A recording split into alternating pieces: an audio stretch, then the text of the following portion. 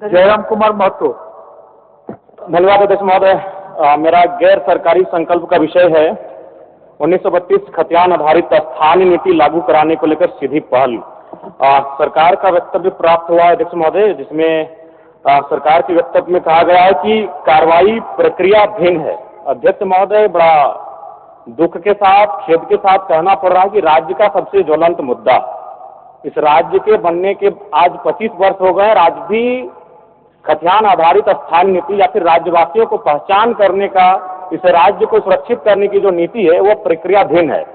सरकार के उत्तर में हमें ये कहा गया है कि 20 तारीख 12वां महीना 2023 से को पुनः विधानसभा से पारित होने के बाद ये प्रक्रियाधीन है। तो मैं जानना ये चाहता हूं कि 2 वर्ष हो चुके हैं, 23 हम 25 में आ चुके हैं, तो अब तक ये प्रक्रिया कहां तक गई है? माननीय मंत्री जी बोल दीजिए। बैठिए बैठिए, माननीय सदस्य बैठिए, जवाब दीजिए। अध्यक्ष महोदय, यह खतियान आधारित 1932 का स्थानीय नीति के संदर्भ में इन्होंने प्रस्ताव लाया है कि 2 वर्ष बीत जाने के बाद भी ये मामला अभी आगे नहीं बढ़ पाया। सरकार जवाब दी है, प्रक्रियाधीन है। माननीय सदस्य ये कहना चाहते हैं। तो एक्चुअली अध्यक्ष महोदय, इसके बारे में झारखंड राज्य झेल रही है। राज्य गठन के बाद से क्या क्या परिस्थितियां बनी, कौन कौन लोग इस प्रदेश में शासन व्यवस्था चलाए और उस समय क्या क्या स्थितियां हैं, माननीय सदस्य भी इस बात को अच्छी तरह से अपने वक्तव्य में इन्होंने अभिस्ताव में उन चीजों को प्रस्तावित किया है कि कब कोर्ट के द्वारा इसको निरस्त किया गया, कब सरकार इसको अंगीकृत किया है।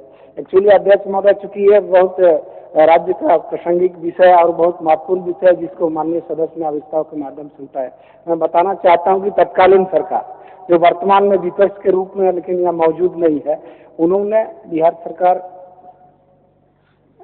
के श्रम एवं नियोजन विभाग की परिपत्र संख्या 806 दिनांक 3/3/2082 को कार्मिक प्रशासनिक सुधार तथा राजभाषा विभाग की अधिसूचना संख्या 33/89 दिनांक 22/9/2001 द्वारा संशोधन के साथ अंगीकृत किया था।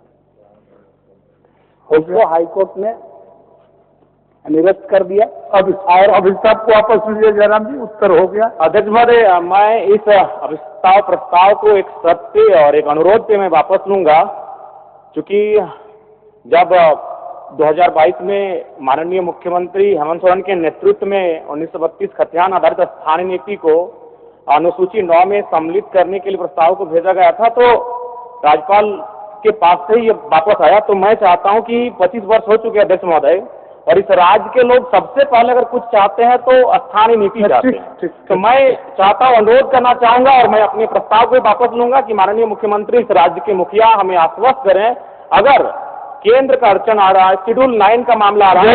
जयराम जी, माननीय मुख्यमंत्री इसमें अधिकृत नहीं होते उत्तर देंगे, तो मैं विभागीय मंत्री होंगे, उनके भाषण में अगर इच्छा होगा तो इस विषय पर बोलेंगे।